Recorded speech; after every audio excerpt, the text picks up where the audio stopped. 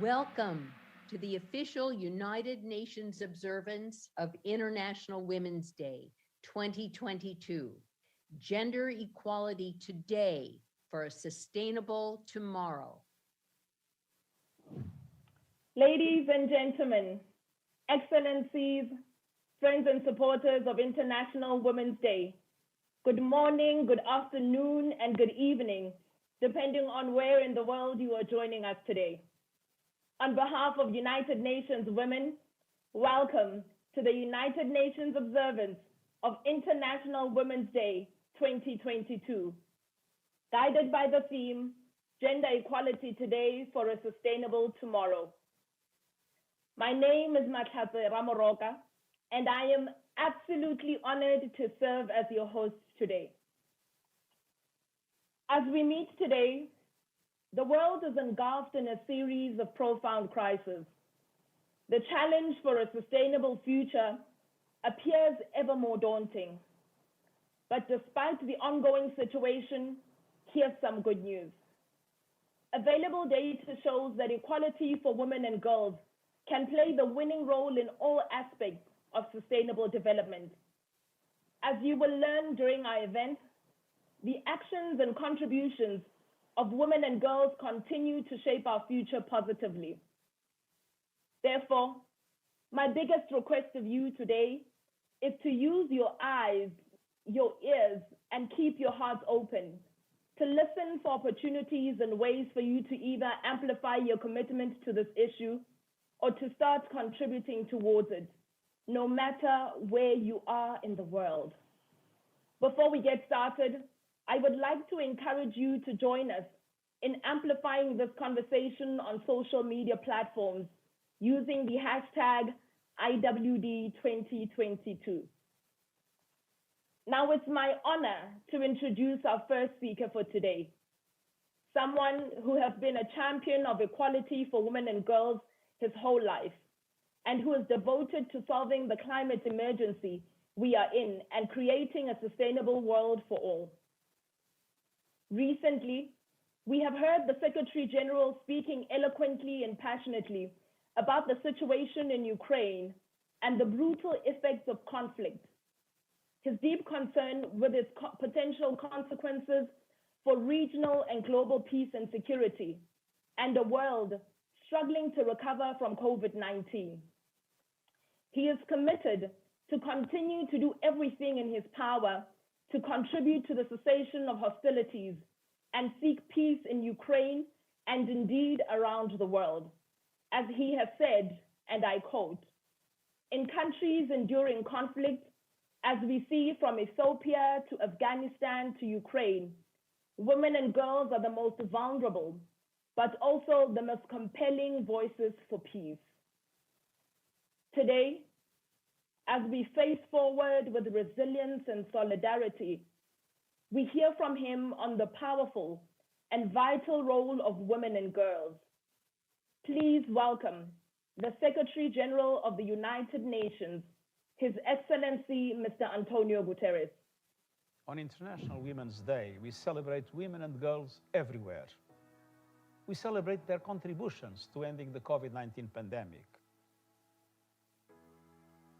Their ideas, innovations, and activism that are changing our world for the better, and their leadership across all walks of life. But we also recognize that in too many areas, the clock on women's rights is moving backwards.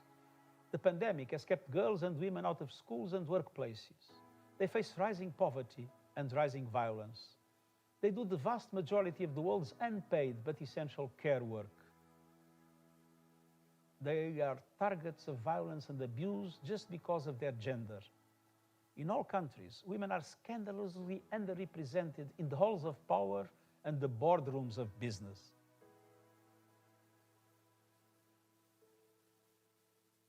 And as this year theme reminds us, they bear the brunt of climate change and environmental degradation. Starting now on International Women's Day, it's time to turn the clock forward for every woman and girl.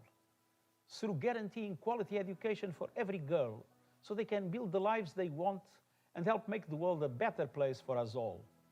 Through massive investments in women's training and decent work. through effective action to end gender-based violence, through bold action to protect our planet, through universal care that is fully integrated into social protection systems, and through targeted measures like gender quotas so we can all benefit from women's ideas, experience, and leadership everywhere decisions are made. Gender inequality is essentially a question of power in a male-dominated world and a male-dominated culture. And power relations must be reversed. So, at the United Nations, we have achieved gender parity in senior management at headquarters and around the world, improving our work and better representing the communities we serve.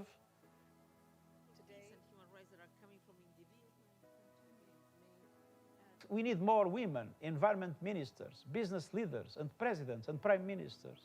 They can push countries to address the climate crisis, develop green jobs, and build a more just and sustainable world.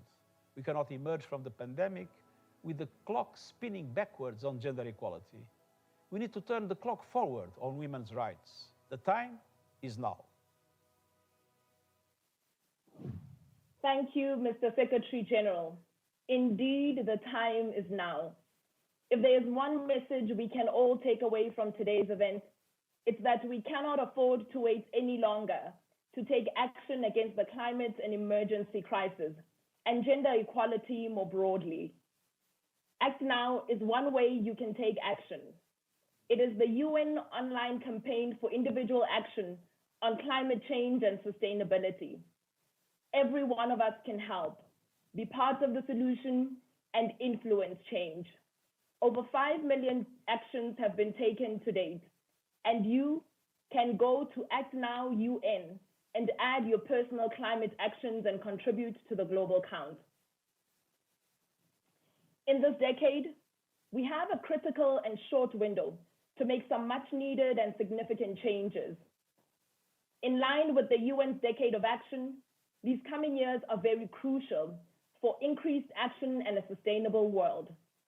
Now, to set the context of where we are right now, let's take a look at this video. Earth, our only home. Invaluable, but not invulnerable. Are we too late to save it? Climate change is making our world more dangerous, more fragile, more unequal.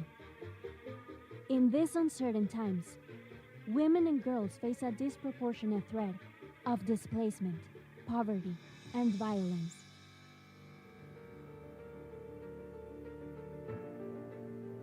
But women and girls are also a powerful force in climate action. As innovators in green energy, as defenders of the environment, and as educators of our generation and the next. Gender equality is not just a woman's issue. It's the path to our survival. So it's not too late to invest in climate action by and for women. Not too late to empower women entrepreneurs and decision makers at home. Not too late to give voice and power to this next generation of Earth's champions. It's not too late to demand commitments to build an equal and enduring future for all. Championing climate action by and for women and girls is the key to saving our planet. Join the fight for gender equality today, so that together we can create a sustainable tomorrow. It's not too late.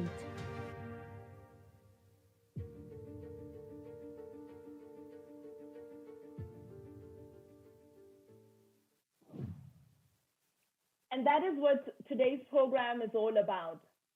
And women and girls have a very huge role to play. During our 90-minute program, you will hear from icons you know and icons you will meet, including Dr. Jane Goodall, and 2 champions of the earth whom Time magazine has named among the 15 women in the world leading the fight to save the planet. We will also see performances from environmental rights defenders, a 14-year-old powerhouse singer, and a troupe of Broadway's finest performers to perform the UN Women Anthem. Now, our next speaker is the President of the 76th session of the General Assembly. As Minister of Foreign Affairs of the island nation of the Maldives, our focus today is not an abstract concept to him, but an everyday challenge. The nation of the Maldives and its people are on the front lines of the climate crisis. Let's welcome the President of the General Assembly, His Excellency, Mr. Abdulla Shahid. Excellencies, distinguished delegates, ladies and gentlemen, it is an honor to join you all for the commemoration of International Women's Day. I thank UN Women for organizing today's event. The theme of this year's International Women's Day, Gender Equality Today for a Sustainable Tomorrow, aims to highlight the pivotal contributions of women and girls in tackling climate change, in strengthening disaster risk reduction, and in building more resilient, more sustainable societies. Across societies, the impact of climate change affects women and men differently. Women are often responsible for gathering and producing food, collecting water, and sourcing fuel for heating and cooking. Droughts, floods, and heat waves intensified by climate change means these tasks are becoming more difficult and time-consuming. This leaves women with less time to pursue their education or other sources of income and impacts their health. Female farmers are responsible for 45 to 80% of food production in developing countries. But in half the countries of the world, they are denied land rights. They are also often prevented from borrowing money, which could enable them to access skills training, fertilizer, better seeds, and the tools that would help increase their crop yields. As farming land becomes barren or water shortages increase, women and girls take on increased tasks and risks. This affects their ability to pursue sustainable development objectives, affecting their health, education, and jobs and livelihoods, among so many other areas.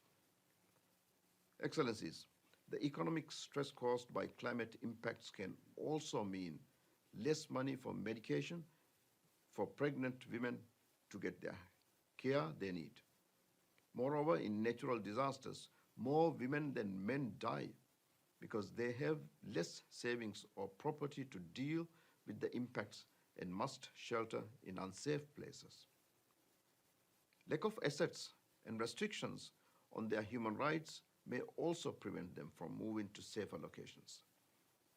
Despite women being disproportionately affected by climate change, they play a crucial role in climate change adaptation and mitigation. Women have the knowledge and understanding of what is needed to adapt to changing environmental conditions and to come up with practical solutions. But they are still a largely untapped resource. Restricted land rights, lack of access to financial resources, training and technology, and limited access to political decision-making spheres often prevent them from playing a full role in tackling climate change and other environmental challenges. Clearly, more must be done to support women facing the impacts of climate or disaster risks. Excellencies, despite the gender impacts of climate and disasters, women and girls continue to be leaders in each of these areas and in broader sustainable development efforts. They are scientists, educators, advocates, influencers, researchers, frontline workers, decision makers at home, at all levels of government and in the private sector. They are setting and shaping the sustainable development discourse. While we acknowledge their contribution in these fields, we must also realize that women remain underrepresented, undersupported, and unrecognized in the social, economic, and political fields needed for their sustainable recovery. Excellencies, we have adopted development frameworks to guide sustainable efforts, including the 2030 Agenda for Sustainable Development Goals, the Paris Agreement, and the Sendai Framework for Disaster Risk Reduction. Gender equality is a prerequisite in the realization of each of these goals. Gender equality and therefore the empowerment of women and girls is a sustainable solution. We must strengthen mechanisms that provide pathways and support for ingenuity, ambition, and creativity from all people who have the skills and the drive. And we must remove the barriers that prevent women from engaging. As a gender champion, mainstreaming gender equality remains an underlying priority of my presidency of hope, be it on vaccines, climate action, human rights, or revitalization of the United Nations. It is a commitment that secures the engagement of women and girls at every given opportunity. It is a commitment to listen and learn, to hear the lived experiences of women and girls. I will continue to listen to their concerns and views to better understand the gaps and lessons and to understand where we need to accelerate action. It is my hope that you can all join me on this course of action towards a sustainable future for everyone. Thank you, Mr. Shahid, for your commitment to women and girls and to a sustainable future for all. So next week begins the 66th session of the Commission on the Status of Women. The upcoming Commission's 2-week series of meetings, negotiations, and side events focuses on exactly what we are discussing: gender equality today for a sustainable tomorrow. In light of that, we are privileged and delighted to welcome from South Africa the Chair of the Commission, Her Excellency Ms. Mathu Joyini. Excellencies, friends, it is my pleasure to join you for the United Nations observance of International Women's Day. Today we honor the women and girls steering climate action and sustainability initiatives around the world. The lives and livelihoods of entire communities are impacted by natural disasters, drought, disrupted ecosystems, deforestation, and other environmental crises every day. Yet these effects are not felt equally. We know that climate change is not a gender-neutral crisis. Women and girls often experience the greatest impact of climate change. Building their resilience to climate change and environmental and systemic risk must be a priority for us all. Next week, I have the privilege of opening the 66th session of the Commission on the Status of Women. Over the course of 2 weeks, we will hear from environmental champions, governments, and sustainability experts on ways in which we can prioritize the needs of women and girls and elevate their voices in the context of climate adaptation and mitigation. At the same time, member states will discuss the ways in which gender perspectives can more effectively be integrated into climate change, environmental and disaster risk reduction policies and programs. For a sustainable tomorrow, the gendered impacts of climate change must be confronted decisively and urgently.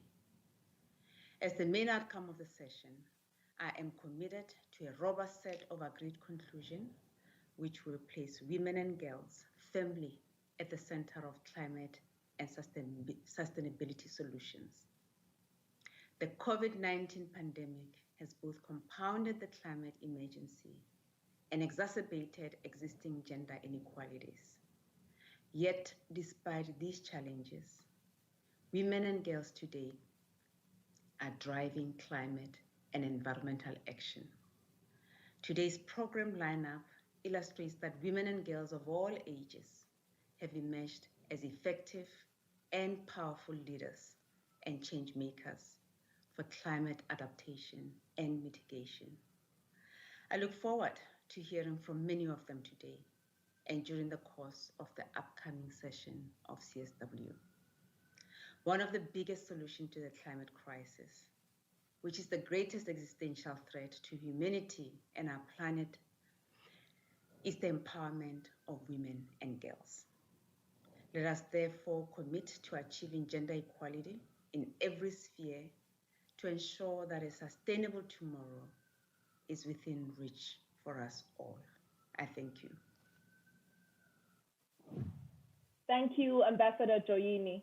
We are looking forward to your leadership during the Commission on the Status of Women, as well as the commitments and actions that will be taken to elevate women and young girls to leadership positions. Now, let's take a big picture look at our beautiful planet. We are grateful to have the amazing Youth Poet Laureate of the United States, Ms. Amanda Gorman, presenting her poem, Earthrise.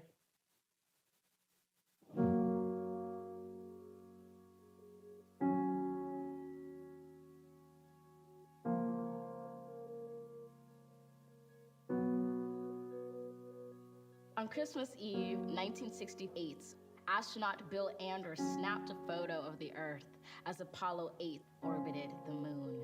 Those three guys were surprised to see from their eyes a planet looked like an Earthrise, a blue orb hovering over the moon's gray horizon with deep oceans and silver skies. It was our world's first glance at itself, a first chance to see a shared reality, a declared stance, and a commonality, a glimpse into our planet's mirror. And as threats drew nearer, our own urgency became clearer as we realized that we hold nothing dearer than this floating body we all call home.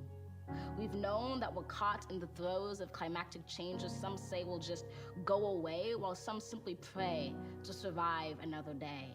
For it is the obscure, the oppressed, the poor who, when the disaster is declared done, still suffer more than anyone. Climate change is the single greatest challenge of our time. Of this, you're certainly aware. It's saddening, but I cannot spare you from knowing an inconvenient fact, because it's getting the facts straight that gets us to act and not to wait.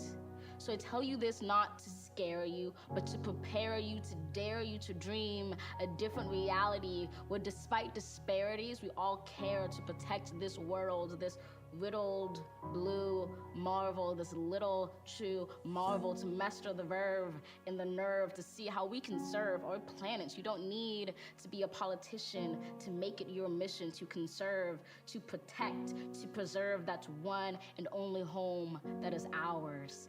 To use your unique power to give next generations the planet they deserve. We are demonstrating, creating, advocating. We heed this inconvenient truth because we need to be anything but lenient with the future of our youth. And while this is a training in sustaining the future of our planet, there is no rehearsal. The time is now, because the reversal of harm and protection of a future so universal should be anything but controversial. So, Earth, pale blue dots, we will fail you not. Just as we chose to go to the moon, we know it's never too soon to choose hope. We choose to do more than cope with climate change. We choose to end it. We refuse to lose. We do this and more, not because it's very easy or nice, but because it is necessary. Because with every dawn, we carry the weight of the fates of this celestial body orbiting a star. And as heavy as that weight sounded, it doesn't hold us down, but it keeps us grounded, steady, ready, because an environmental movement of this size is simply another form of an Earthrise. To see it, close your eyes, visualize that all of us in this room and outside of these walls or in these halls, all of us change makers, or in a spacecraft floating like a silver raft in space, and we see the face of a planet anew. We relish the view, we witness its round green and brilliant blue, which inspires us to ask deeply, wholly, what can we do? Open your eyes, know the future of this wise planet is right in sight, right in all of us. Trust this earth uprising, all of us bring light to exciting solutions never tried before, for it is our hope that implores us at our uncompromising core to keep rising up for an earth more than worth fighting for.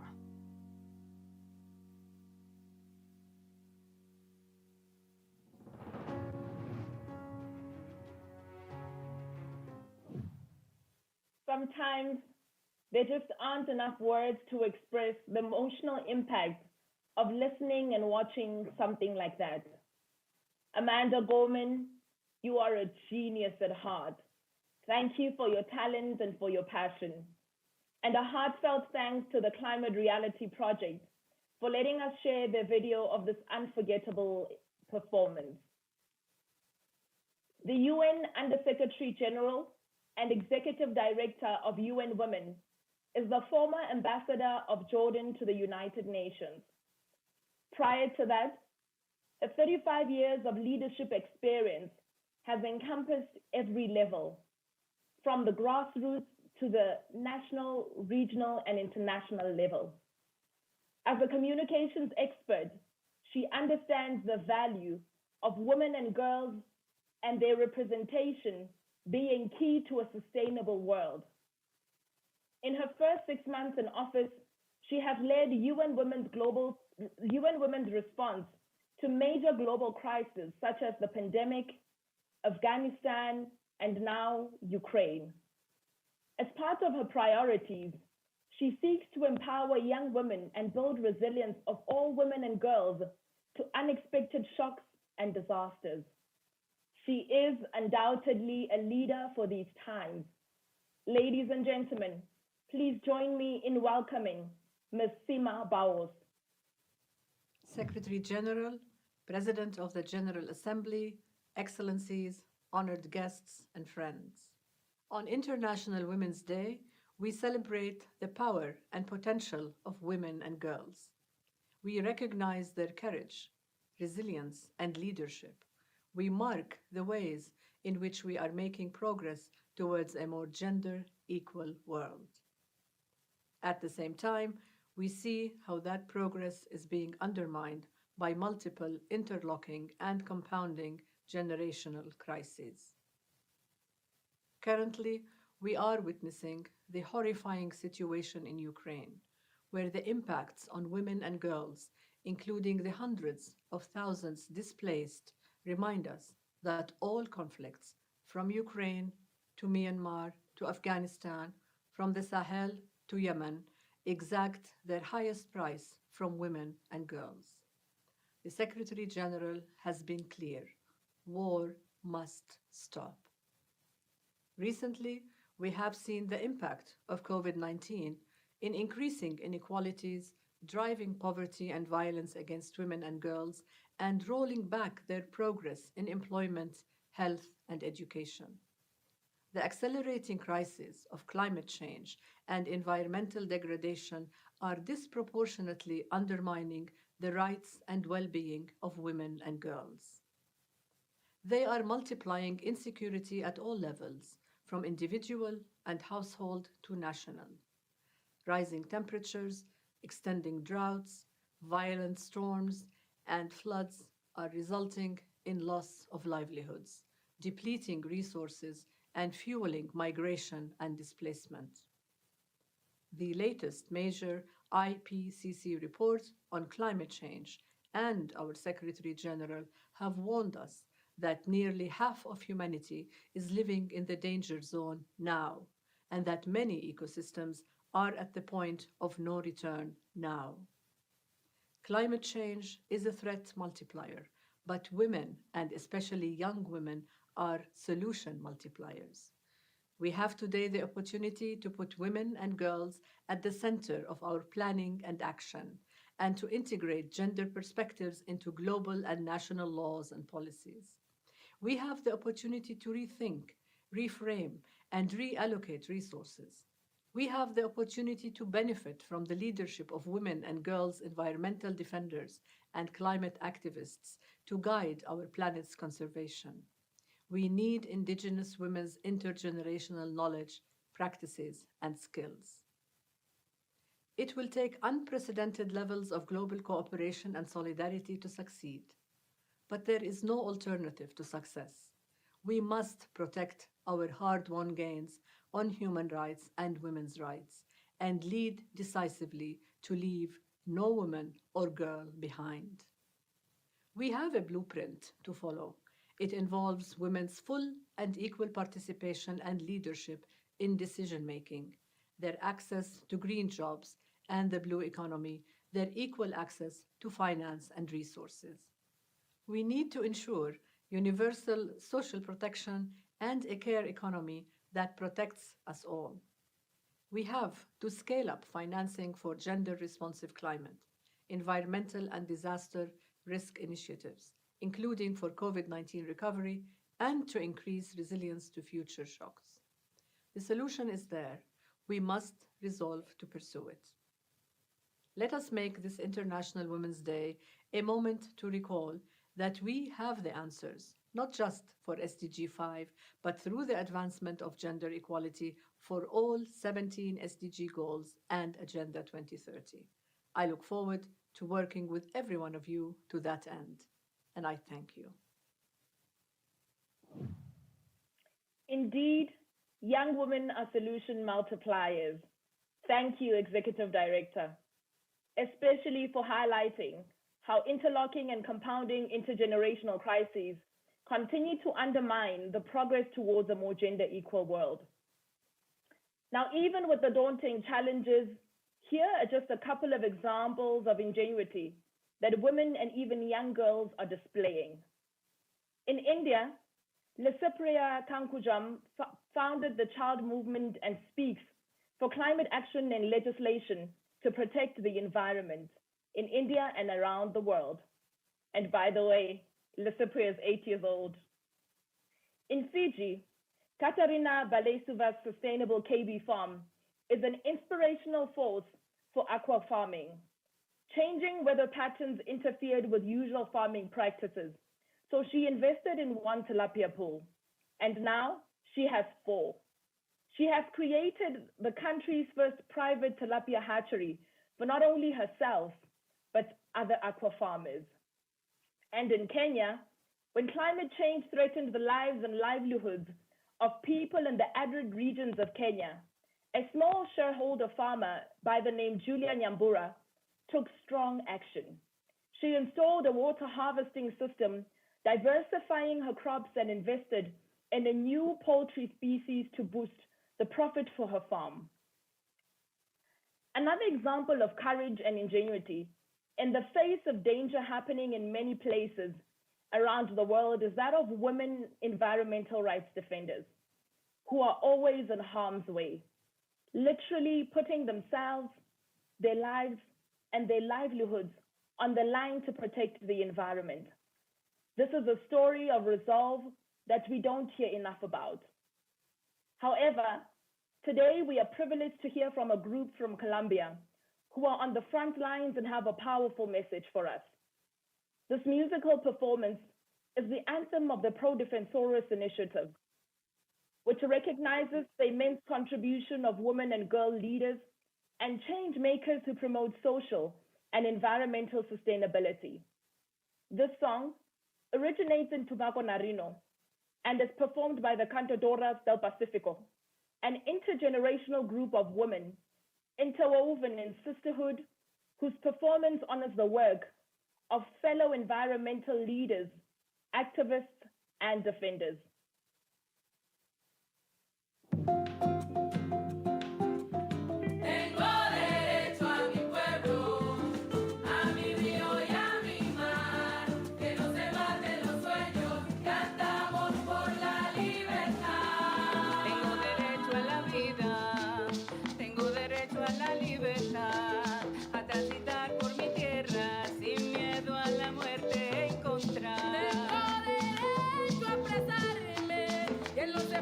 Participar, merece todo el respeto, nuestro cuerpo y nuestra dignidad.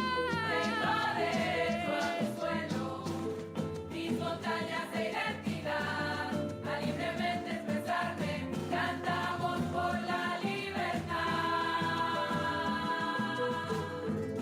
Prodefensoras de los derechos, entretejidas en hermandad, nuestras raíces nos unen. Y nuestra madre, la libertad. Que no haya más violaciones al derecho fundamental, el de la vida del territorio y sin violencia vivir en paz. Tengo derecho a cumplir mis sueños, a hacer alianza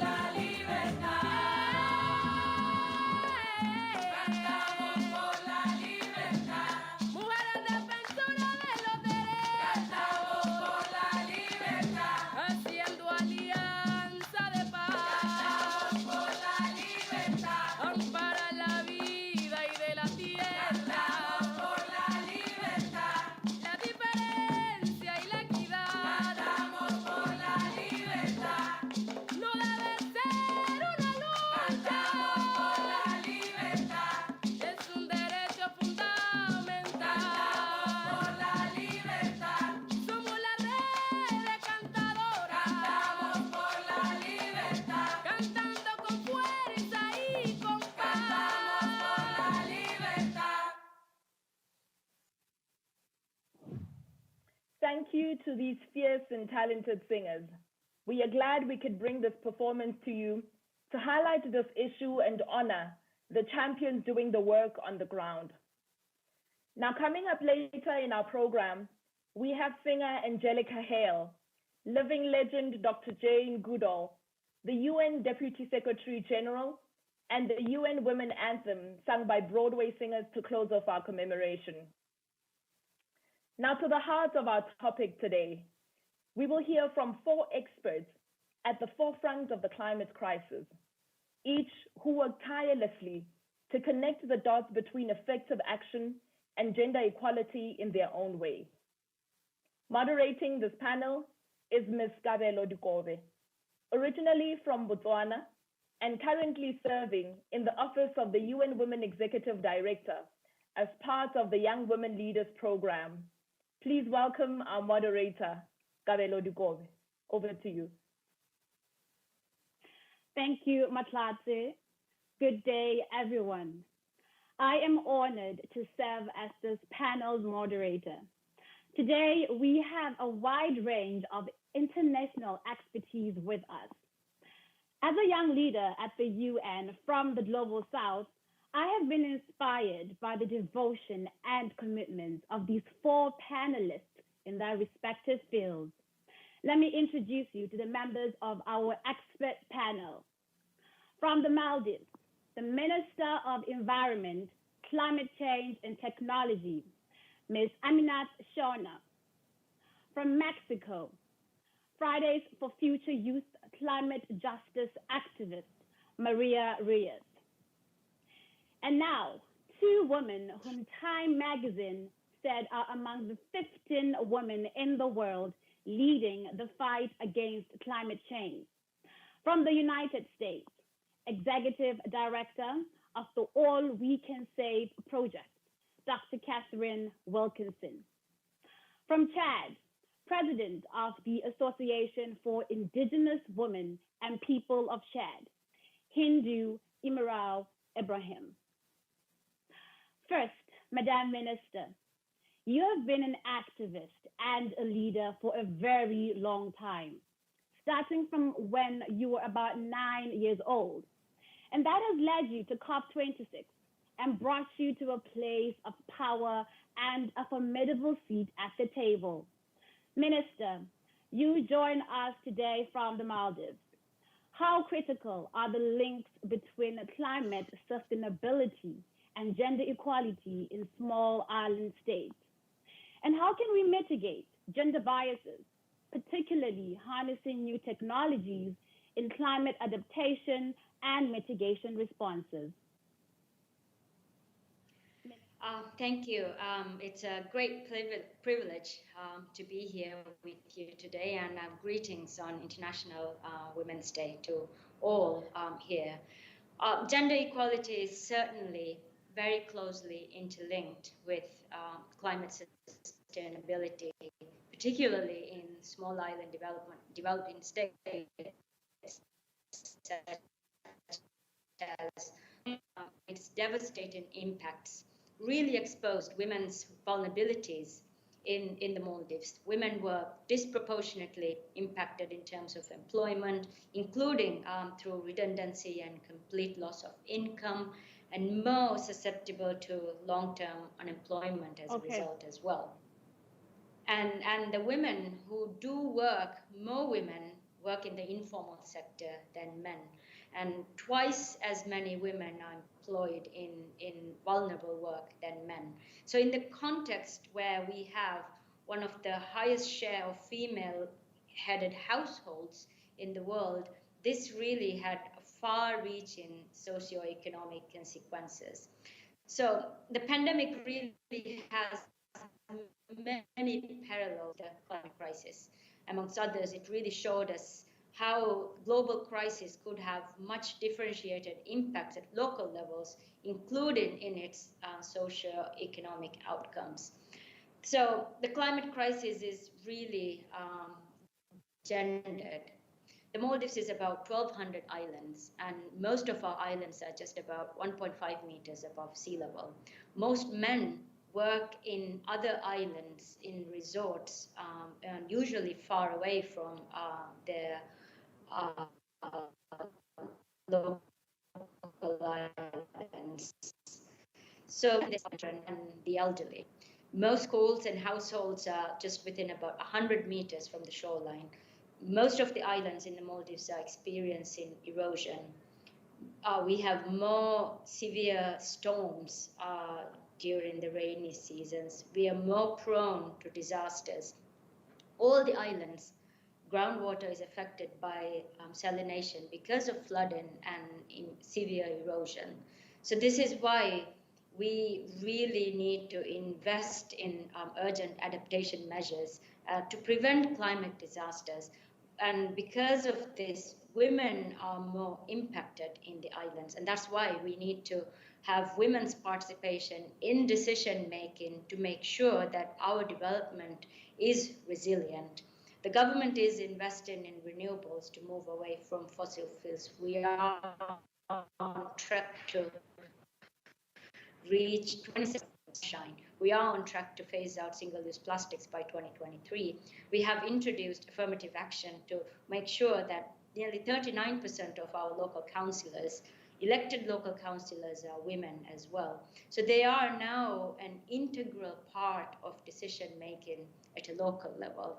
So I think this is really how we can build a resilient island community, by making them part of the decision-making at a local level, to make our islands safer for the women, elderly, and children, and for all of us, and so that we could continue to live in these islands in harmony with our island ecosystems, to plan resilient development.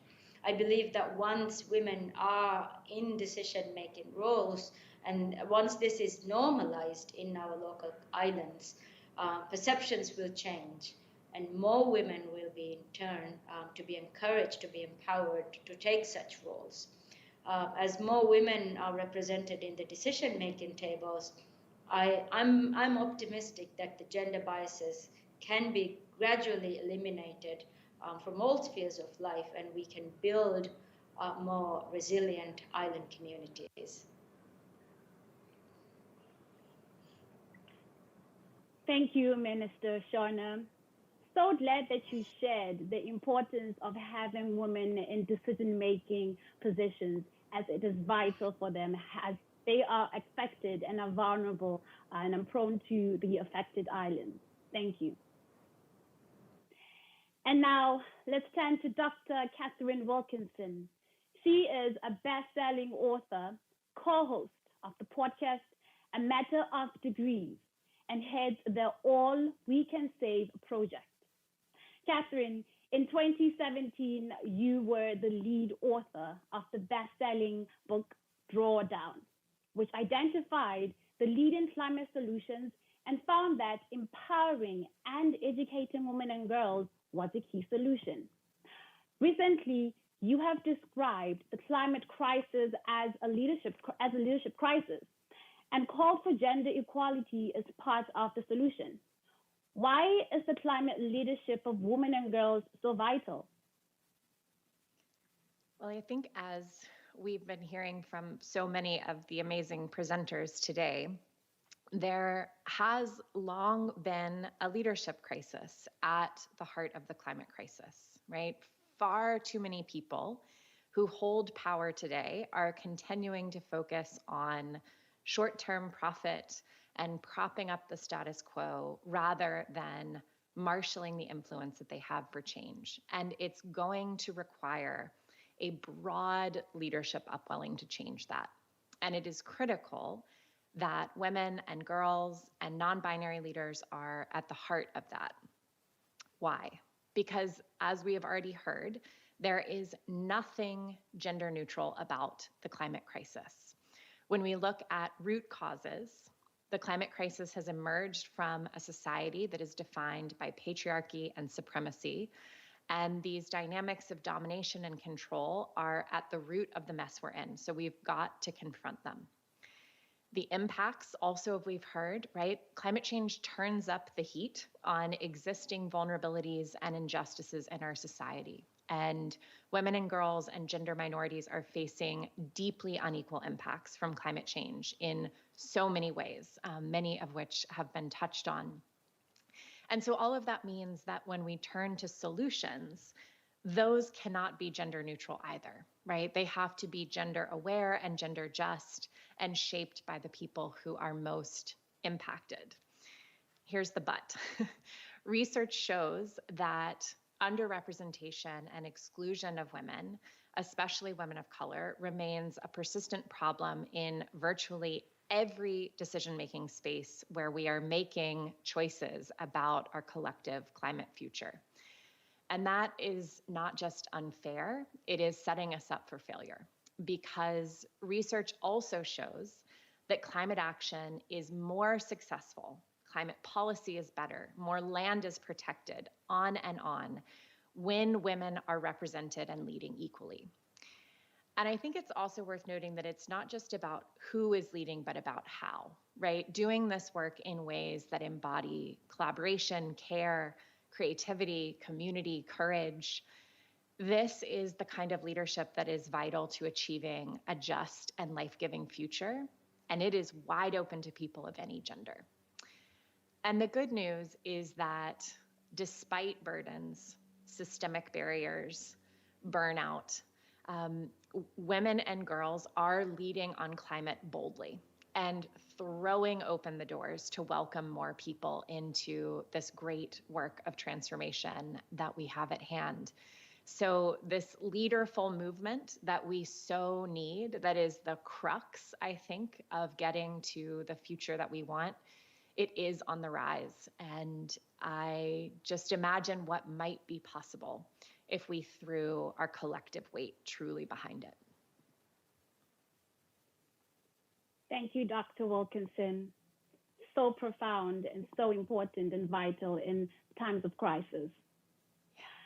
Our next panelist is the president of the Association for Indigenous Women and People of Chad and a leading expert in how Indigenous peoples adapt to and mitigate climate change. We have lost connection with Hindou, who is in Chad. She had anticipated some technological glitches. We do have a video of her from the ground in Chad, where she's working with her community. Hi, everyone. Indigenous women are solution makers. They are climate warriors and climate heroes. I would remind to all of us that climate discussions started 30 years ago, and we are still discussing. We have one COP each year, but over the last 30 years, Indigenous women have been acting. They have been fighting climate change on the ground, like here, in their communities, in all their various ecosystems. Over the last 30 years, they have found in their traditional knowledge concrete solutions. Solution for water access, solution for traditional medicine, for food security. We have so many examples. I am here today in my communities doing a participatory mapping with all the women. They know better their environment than man. They help map over the 3,000 kilometers square here. When man struggles to identify a place or knowledge, I call a woman and they correct and fix all what is needed. So when leaders, basically man, where they discuss again and again in Rio, in Paris, in Copenhagen, even in Glasgow, Indigenous women were active. This is why we Indigenous peoples protect the 80% of the world's biodiversity. And for that, women are the best. We take care of our forests, of our savannas, of our coral reef. Because of Indigenous women, nature is our pharmacy for our children. It is our supermarket to feed our families. Ask an Indigenous woman, we always consider that nature is the best husband. Mother Earth brings food, clean water, fresh air without complaining. And Mother Nature will never cheat on you. For me, it is time for man to listen to women. It is time for classic science to listen to indigenous women. It is so to give these women the power to change things, both at the international level, in negotiation, but mainly on the ground, because we need action now. Give us the money, give us the respect of our rights, and you can see the solutions. You know, in the COP26, all indigenous peoples put such a pressure. We got 1.7 billion promised to help our solutions. But now this money need to arrive in this community, in these women here. In the COP27, we will check if the money that have been promised here at the COP26 reach to the communities in each countries that listed, because we have to act, and women are the best one who can fight. But I have 3 wishes to you. You know, the gender equality is everywhere. It is not an item on the agendas. It is a way of life. To do it, we wanted to give it to our doctors. So today, I wish International Women's Days for all the women, but for all the peoples also. We need firstly the trust to ensure the women leadership in environmental projects. I have developed a lot of projects with the women, and I can assure you that one of them give a woman right to the land in order to get adapt and mitigate to the climate change. So we need that trust. Second, we need the sharing with the elders, with the children, with the vulnerable communities that can help us to get the respect on the violence against women. We have no time for conflict or violence between man and woman. We must focus all our effort to fight the environmental crisis, and women can do that better. We have no time for the violence and the sexism. Last one, it is the right. It is a dark time with the COVID, climate change, conflict. But from this darkness, we need to answer by ensuring our rights as indigenous women are fully respected in the communities. And today, some of the young girls, as those who are here, don't have the right to go to school or to choose the husband or to earn the land. So we need to demonstrate it is possible. It is not a fatality. For instance, last year, some of the indigenous girls are going to school. I wanted to see them on the upcoming years. They move from this darkness and we turn it into the light. We can get a hope with all of you here. Happy International Women's Days to all of you. Thank you. Thank you, Hindou. Indeed, the role of indigenous women in climate action cannot be reiterated enough. Next up, Maria. You are a full-time youth climate activist, making an impact globally at only 19. You are also a leading member of the Generation Equality Action Coalition on Feminist Action for Climate Justice, and are a fierce fighter for the most vulnerable communities facing climate change. So, Maria, what are the most critical issues related to gender equality and environmental sustainability? And how does the UN Generation Equality Forum Action Coalition advance these goals? I also want to know, why is it important to use an intersectional approach that prioritizes the well-being of the most vulnerable women and girls in response to the climate crisis? Thank you, Kevella, for this question. To address the intersectional aspect of the climate emergency, we need to recognize that the climate crisis is a crisis of inequalities. So the communities who are the most affected are not the most responsible ones for causing it, and the countries and companies who are the most responsible are not even suffering the impacts. They're taking the responsibility to repair the damages. Being most affected includes experiencing direct climate impacts, such as floods, wildfires, typhoons, but also experiencing the oppression of systems such as racism, classism, patriarchy, ableism, and others that are complicit with the structural causes of climate crisis. This happens because our various identities intersect and create conditions that, under this system, make us victims of discrimination and disadvantage. Women and girls, as well as non-binary people who have been socialized as women, are most impacted by climate impacts in many ways. In my community, a rural town in the periphery of the city of Puebla, the most pressure issue is water scarcity. Let me explain. We are usually assigned roles like preparing food, cleaning the house, taking care of elder relatives as well as children.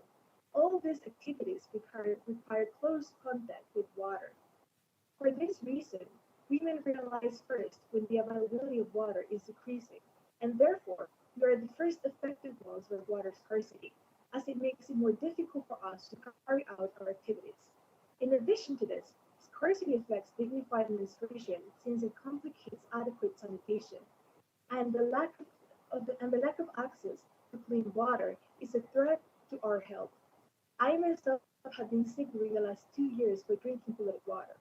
But we are not only victims of the climate injustice, we are powerful actors of change, especially women from rural and indigenous communities who hold the ancestral knowledge of how to collaborate with nature in a reciprocal and respectful way.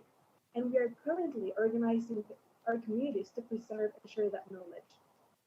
Women need to be given a space in the international platforms where decisions are made and given the opportunity to influence those processes, especially non-hegemonic women, such as trans women, disabled women, and women of color.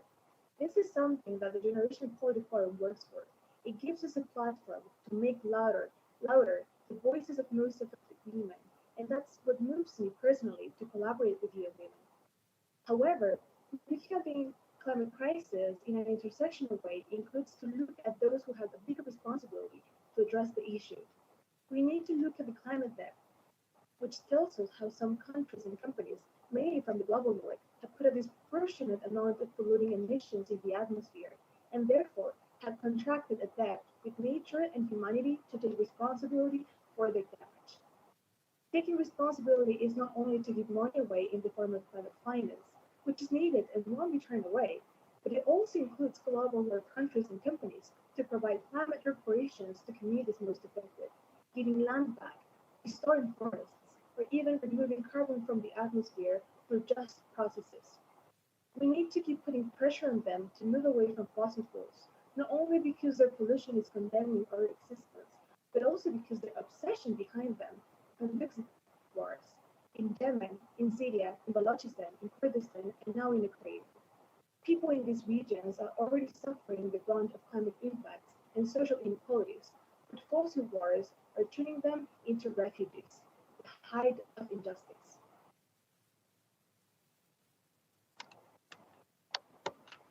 Thank you, Maria.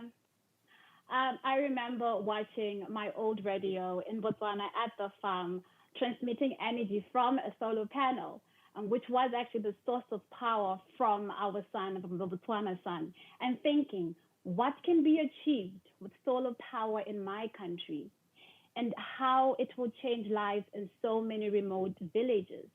So thank you for sharing with us, Maria, on the need to focus more on the local. Like I just learned in Tanzania, a widowed young Maasai mother, Gladness Gilole, witnessed rising temperatures and water scarcity threatening her life savings and livestock.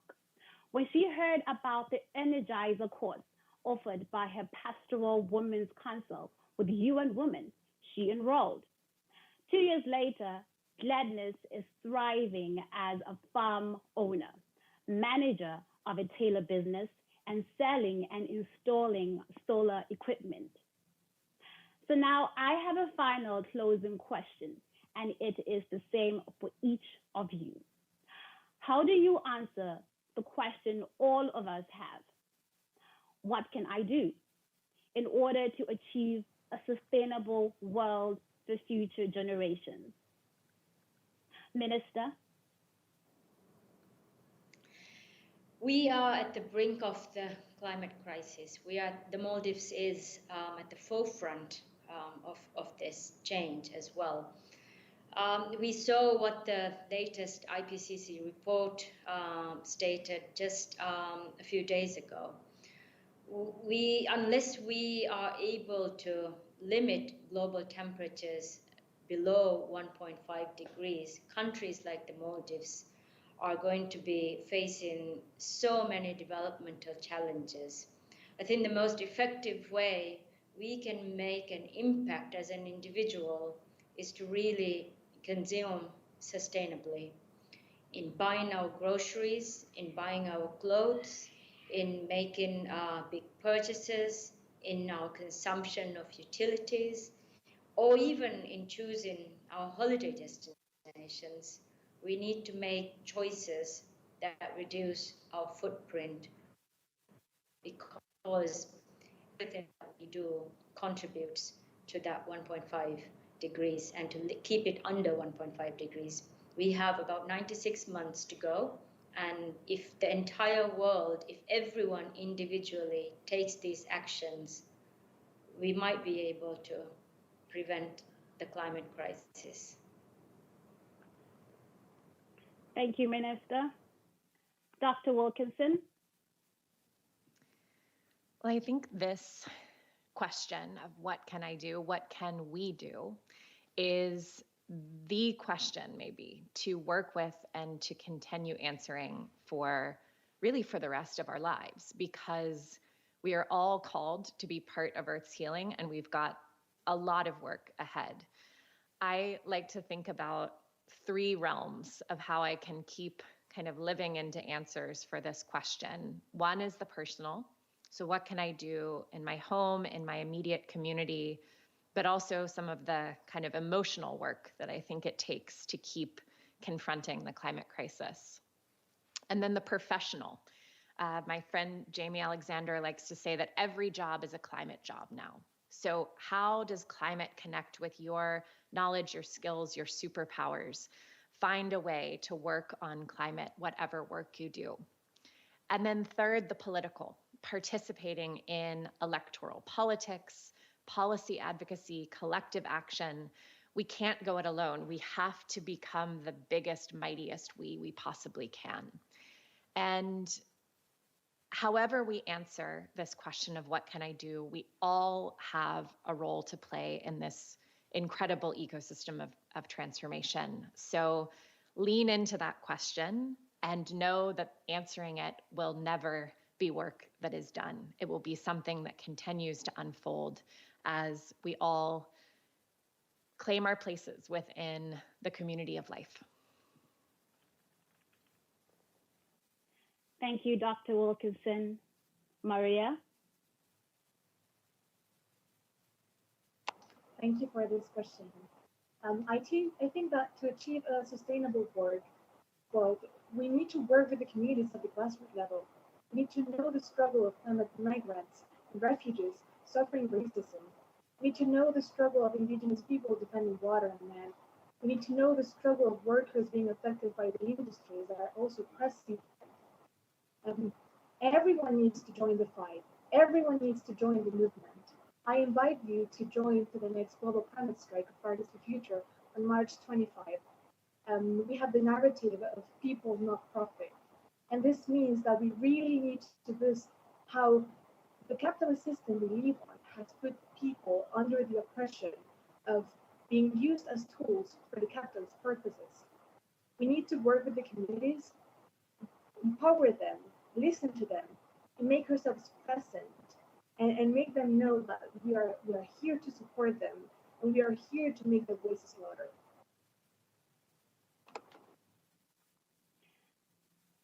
Thank you, Maria.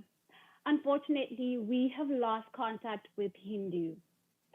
Thank you all very much for your insights. This has been an amazing and quite informative discussion. My takeaway is gender equality is everywhere. There is also a need for resilient development in climate action and the need to demonstrate it is possible collectively. So what is your action plan for sustainability? As Dr. Wilkinson said, lean into that question. Now let me hand this back to you, Mathu. Thank you. Thank you so much, Cabello, and a heartfelt appreciation to each of our 4 panelists for sharing such insightful information and for the significant work you continue to do every day. As a little girl, Angelica Hale had always wanted to be a singer.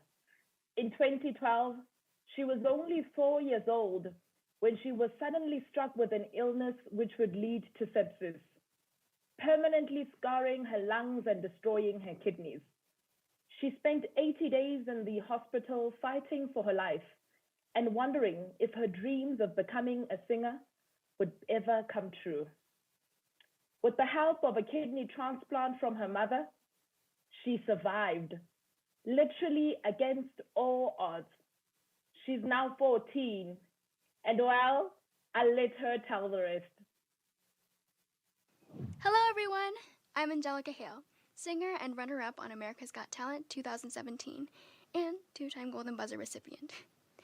Thank you so much to UN Women for having me here once again for International Women's Day. First, I want to give my thoughts and prayers to the people of Ukraine. I want to sing a song that I believe is not only extremely empowering to women all across the world, but is a testament to people fighting for their hopes and dreams. Here is Reach by Gloria Estefan.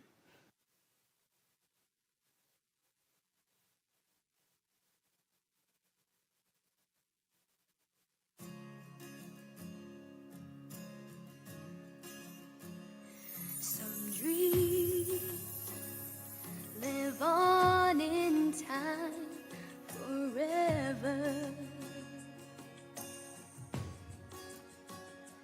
Those dreams you want with all your heart,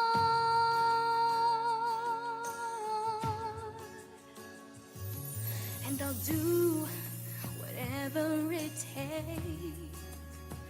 Follow through with the promise I made. Put it all on the line. What I hope for at last would be mine. If I could reach higher, just for one moment touch the sky. For that one moment in my life, I'm gonna be stronger. Know that I've tried my very best. I put my spirit to the test. If I could reach,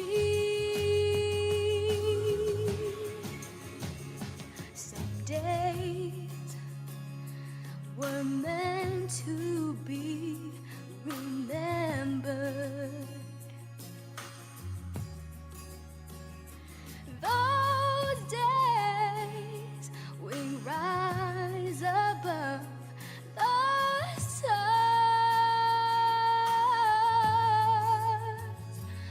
and so I'll go the distance this time, seeing more the higher I climb,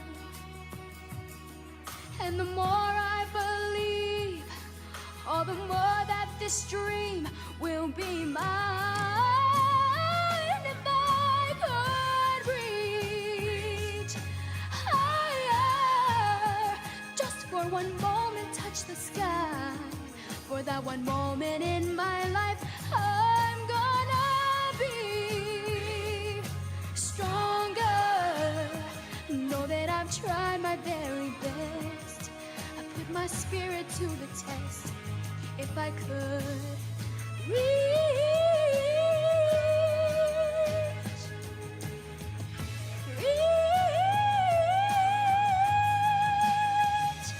if I could reach higher, just for one moment touch the sky. For that one moment in my life, I'm gonna be stronger. Know that I've tried my very best. I put my spirit to the test. Higher, just for one moment touch the sky. For that one moment in my life, I'm gonna be stronger. Know that I've tried my very best. I put my spirit to the test.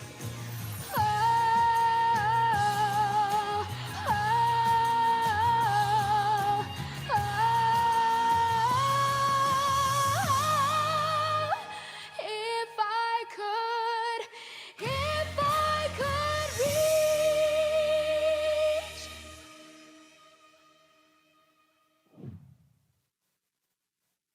Angelica, you are so talented and inspiring. I hope that we are able to give your generation and the generations to come a healthier and a safer planet. Your story truly exemplifies that nothing is impossible. Achieving gender equality ensures that all girls will be able to fulfill their dreams and share their unique talent. Now, I am so pleased to have the honor of introducing world-renowned ethologist and conservationist, Dr. Jane Goodall, whose pioneering chimpanzee research has transformed scientific perceptions of the relationship between humans and the rest of the animal kingdom. The Jane Goodall Institute was established in 1977, now has 24 global offices, and has become a global leader in chimpanzee and habitat protection through Jane's innovative community-led conservation approach. The Institute leads the way in trailblazing, science-driven programs, advocacy, animal welfare at its sanctuaries and beyond, as well as a youth empowerment program through Jane Goodall's Root and Shoot program, now in over 50 countries worldwide. Prior to the COVID-19 pandemic, Dr. Goodall was traveling nearly 300 days a year on a perpetual world tour, speaking in response to current challenges. Dr. Goodall and the Jane Goodall Institute created Virtual Jane, a way to connect with audiences virtually from her family home in Bournemouth, England, where she was born, through remote lectures, media interviews, countless recordings, and her popular podcast, the Jane Goodall Hopecast. Dr. Goodall is a UN messenger of peace and a dame of the British Empire.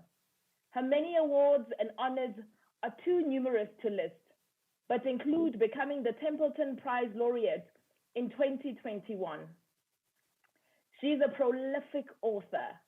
Jane's newest book, titled The Book of Hope, A Survival Guide for Trying Times, could not be more timely.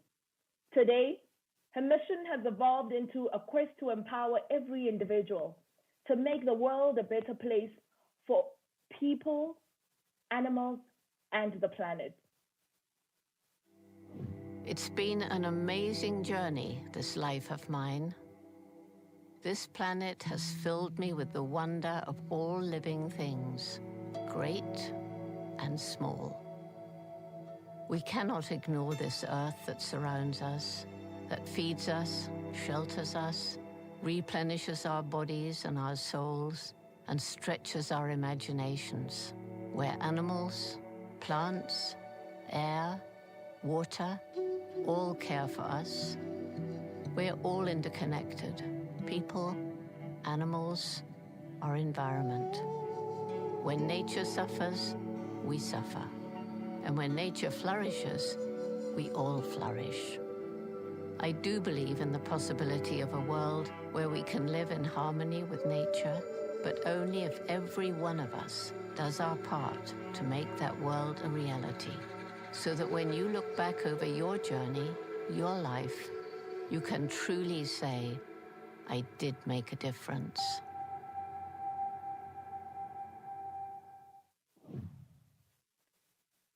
I am absolutely honored to welcome to the virtual International Women's Stage a true global icon and a role model for women and girls everywhere, Dr. Jane Goodall. Hello, this is Jane Goodall with a message on International Women's Day. Let's take a moment to collectively apologize for the harm we have inflicted on Mother Earth. For I would like to honor the role of mothers. Mine was amazing. She was so supportive. She gave me a wonderful start in life. I've always loved nature and animals. As a child, I was curious and fascinated by their behavior. I didn't think of becoming a scientist. That sort of thing wasn't appropriate for women back then. I wanted to be a naturalist and a writer. And at 10 years of age, I decided I would go to Africa, live with and write books about wild animals. Everyone laughed at me. Girls didn't do things like that. But my mother supported me, saying I would have to work hard, take advantage of opportunities, and if I didn't give up, I might find a way. Well, as many of you know, I did get to Africa, had the opportunity to live with and learn from the animals most like us, chimpanzees. The fact that I was a girl was to my advantage, for my mentor, Dr. Louis Leakey, felt that women might be better in the field, more patient. I take my mother's message to young people, especially girls in disadvantaged communities around the world, and many have thanked me, saying, "You taught me that because you did it, I can do it too." Today, we're trying to cope with climate change, and women only too often bear the brunt of the changing weather patterns that may lead to longer droughts, more hurricanes and flooding. These things are making the lives of some women very difficult because in some parts of the world, women are the ones not only responsible for caring for their children and feeding the family, but also farming, selling the produce and collecting firewood and water. And these things are getting more difficult.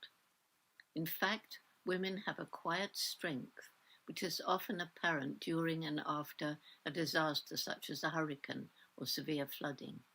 During war, too, women often stand together, supporting each other and caring for all those needing help.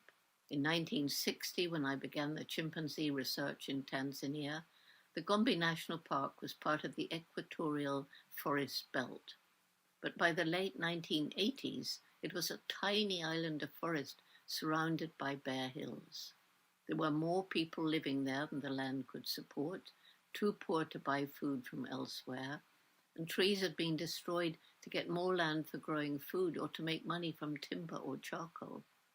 It hit me then that if we didn't help these people to make a living without destroying their environment, we couldn't possibly save forests, chimps, or anything else. And so the Jane Goodall Institute started Takari, our method of community-led conservation, working with the villagers around Gombe to improve farming methods, introduce water management programs, and improve health and education facilities. We provide some microcredit opportunities that enable women to start their own environmentally sustainable small businesses, and we provide scholarships to enable girls to have a chance of higher education. We also provide family planning information. Many parents know that one way out of poverty is a good education for their children, and they can no longer afford to educate the 8 or 10 that were normal when I arrived. Once people understand that protecting the environment isn't just for wildlife but their own future, they become our partners in conservation. The forests are reappearing around the national park. Existing forests throughout chimp habitat are being protected, and this is working in 6 other African countries. All these forests are absorbing carbon dioxide from the atmosphere and regulating temperature and rainfall. Indigenous people are the traditional custodians of the earth, and in many tribes, women play a very important role in advancing a more sustainable relationship to the natural world. It's desperately important that their voices are listened to as we tackle climate change. The Paris Agreement of 2015 specifically included the need to empower women in climate decision-making, and since then, all around the world, in businesses, politics, local communities, and science, the role of women has increased. Many of those urging decision-makers in politics and business to take steps to control emissions of CO2 and other greenhouse gases, or protesting the destruction of the natural world for yet another road or shopping mall or oil well. Those voices are from women and girls. Because so many women are on the front line of the climate change fight, they're uniquely situated to be agents of change, to help find ways to mitigate the causes of global warming and to adapt to its impacts on the ground. And it's shocking that these women, particularly Indigenous women, are, I'm told, especially vulnerable to rising threats and acts of violence. I want to end by saying that because the problems we face globally are so great, it's desperately important that the voices of all those seeking to protect our future are heard, male and female, old and young. That's a message for all of us on this International Women's Day. Thank you.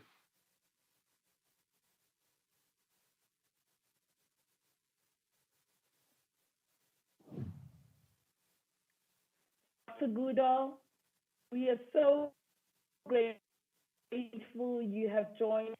You have been an inspiration for the world and will remain so for generations to come. Our closing speaker is the UN Deputy Secretary General. Prior to her appointment, she served as Minister of Environment of the Federal Republic of Nigeria. In that capacity, she steered the country's efforts on climate action and efforts to protect the natural environment. As Special Advisor to former Secretary General Ban Ki-moon, she held the responsibility for post-2015 development and led the process around the 2030 Agenda for Sustainable Development and the creation of the Sustainable Development Goals. She is the highest-ranking woman in the United Nations and a role model for us all. Please join me in welcoming Her Excellency, Ms. Amina Mohammed. Ladies and gentlemen, it is a pleasure to join you in celebrating the women and girls who are working to create a gender-responsive and greener world. Gender equality, climate action, and the environment are inextricably linked. We will never address the climate emergency or create the sustainable, inclusive economies and societies of the future without the contributions of half of humanity. The inspiring women and girls who shared their stories today are, like so many others, important agents of change who have overcome barriers to become dynamic and effective leaders. They, and the many women and girls like them, must be integral to designing sustainable policies, addressing the climate crisis, and building environmental resilience. As we conclude today's program, I urge everyone to take 5 urgent steps. First, increase investments in gender-responsive climate solutions that recognize the needs of women and girls. Second, build the resilience of women and girls to limit impacts and disaster risk, including by repealing laws that prevent them from owning and inheriting land. Third, enable and allow women and girls to lead in designing climate initiatives. Fourth, integrate comprehensive programs on gender-based violence into climate responses. And fifth, ensure that climate change discussions are rooted in the experiences and perspectives of women and girls from a diverse range of backgrounds. Dear friends, we can only address the climate emergency and the many other challenges we face with women and girls at the center of our efforts and the 2030 Agenda as our blueprint. Today, as we celebrate International Women's Day, let us commit to taking action to build a more equal and a more sustainable future for everyone. Thank you. Deputy Secretary General, thank you for your remarks and your 5 points of action, which are crucial as we reflect on our next steps. At the beginning of our program, I implored you to listen with your eyes, with your ears, and keep your hearts open. We know ideas can change the world, but they need to be put into motion. As we close our program, we have a musical treat that has become an anthem and a tradition. 11 years ago, a special song was created for the inauguration of UN Women. It's called One Woman and has been performed live by some of Broadway's best performers, at the UN headquarters in New York. As per our tradition, it closes off every International Women's Day observance. Here to reprise their performance, here's one woman.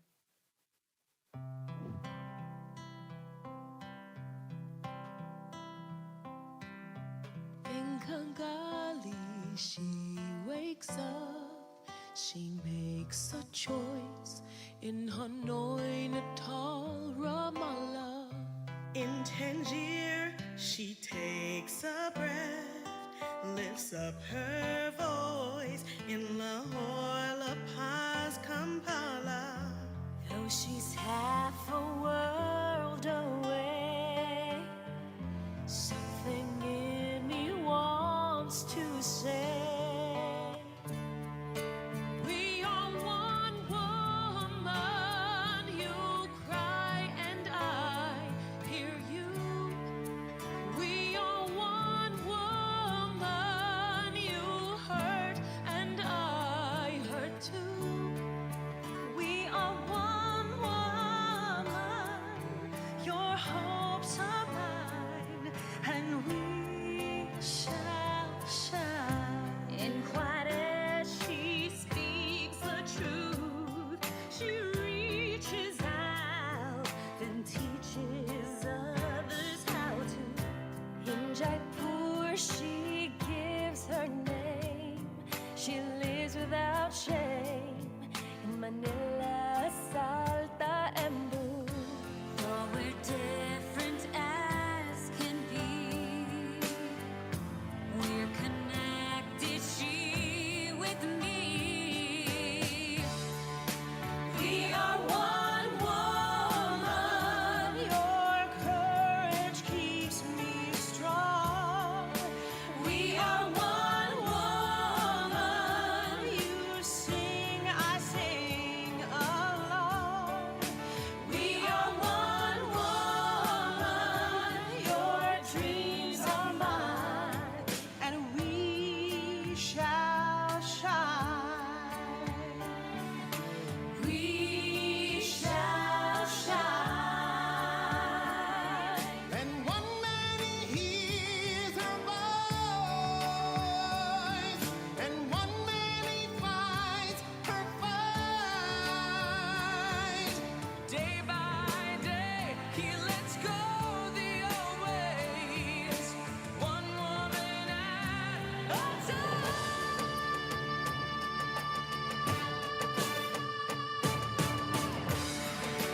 We are one woman.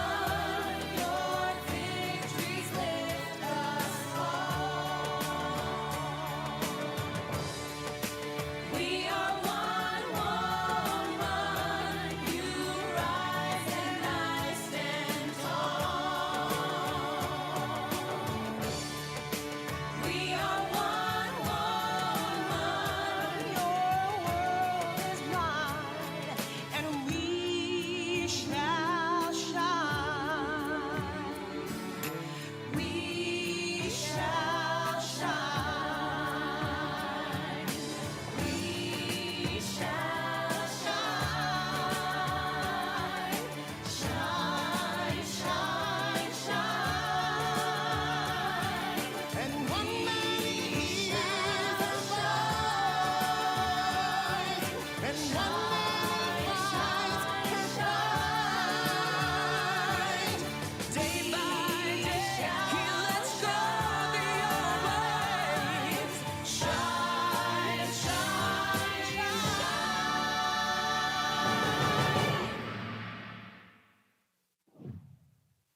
So perhaps you are wondering, do I have a blueprint for action? As mentioned by the UN Women Executive Director and Deputy Secretary General, yes, you definitely have a blueprint to follow. It involves women's full and equal participation and leadership in decision-making, access to green jobs and the blue economy, and access to finance and resources. And maybe you grew up looking for someone to look up to. Just like my younger self, maybe you yearned for someone who could serve as a template for the contribution you sought to make towards global causes, such as gender-based violence or climate action, as we are discussing today. Following this event, I hope you think of Dr. Katharine Wilkinson, Dr. Jane Goodall, Minister Amina, Ms. Maria Rice, and Ms. Hindou Ibrahim as women who are steering sustainability initiatives and inspiring you to action. This is a critical moment in our generation, and each one of us is called to action. I would like to earnestly urge you to create and make your contribution to solutions, however big or small. As the Secretary General urges, and I quote, "Unless we match climate rhetoric with climate action, we condemn ourselves to a hotter, more volatile earth with worsening disasters," close quote. The truth is, we are all in this together, and it is about millions and millions of us doing the best that we can. In closing, it has been such an honor to serve as your host this year. I would like to extend on behalf of the United Nations our deepest gratitude to each of our participants. A special thank you to you all for watching from all over the world. I hope this has been a memorable commemoration, and happy International Women's Day. Thank you.